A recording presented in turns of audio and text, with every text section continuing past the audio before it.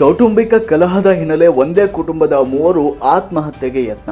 ವಿಜಯನಗರ ಜಿಲ್ಲೆಯ ಕೂಡ್ಲಿಗಿಯಲ್ಲಿ ಕೌಟುಂಬಿಕ ಕಲಹದಿಂದಾಗಿ ನೊಂದ ಒಂದೇ ಕುಟುಂಬದ ಮೂವರು ಅಂದರೆ ತಂದೆ ಹಾಗೂ ಇಬ್ಬರು ಮಕ್ಕಳು ವಿಷ ಸೇವಿಸಿ ಆತ್ಮಹತ್ಯೆಗೆ ಯತ್ನಿಸಿರುವಂತಹ ಘಟನೆ ಕಾನಾ ಹೊಸಹಳ್ಳಿ ಪೊಲೀಸ್ ಠಾಣಾ ವ್ಯಾಪ್ತಿಯ ಹಾಗೂ ತಾಲೂಕಿನ ಕೆಂಚೋಬನಹಳ್ಳಿ ಗ್ರಾಮದಲ್ಲಿ ಫೆಬ್ರವರಿ 17ರಂದು ನಡೆದಿದೆ. ಆತ್ಮಹತ್ಯೆಗೆ ಯತ್ನಿಸಿದ ಕುಟುಂಬದ ಯಜಮಾನ ತಂದೆ 38 ವರ್ಷದ ಮಾರಪ್ಪ, ಈತನ ಮಕ್ಕಳಾದ 18 ವರ್ಷದ ರಮೇಶ್ ಹಾಗೂ 16 ವರ್ಷದ ಚಂದನ ವಿಷ ಸೇವಿಸಿ ಆತ್ಮಹತ್ಯೆಗೆ ಯತ್ನಿಸಿದ್ದಾರೆ.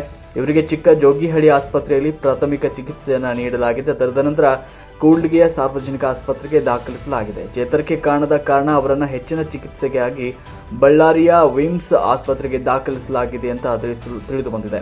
ಪ್ರಕರಣ ನಾನಾ ರೀತಿ ತಿರುವು ಪಡೆದುಕೊಳ್ತಾ ಇದ್ದು, ಸಂಬಂಧಿಸಿದಂತೆ ದಲಿತ ಯುವ ಮುಖಂಡ ಹೇಳಿಕೆ ನೀಡಿದ್ದಾರೆ ಮತ್ತು ಪ್ರಕರಣಕ್ಕೆ ಸಂಬಂಧಪಟ್ಟಂತೆ ಕಾಲ್ ವಾಯ್ಸ್ ರೆಕಾರ್ಡ್ಸ್ ಒಂದು ಸಾಮಾಜಿಕ ಜಾಲತಾಣದಲ್ಲಿ ಹರಿದಾಡ್ತಾ ಇದೆ. ವರದಿ ವಿಜಯ ಋಷಭೇಂದ್ರ, ಮಹಾಯುಧ ನ್ಯೂಸ್, ಕೂಡ್ಲಿಗಿ.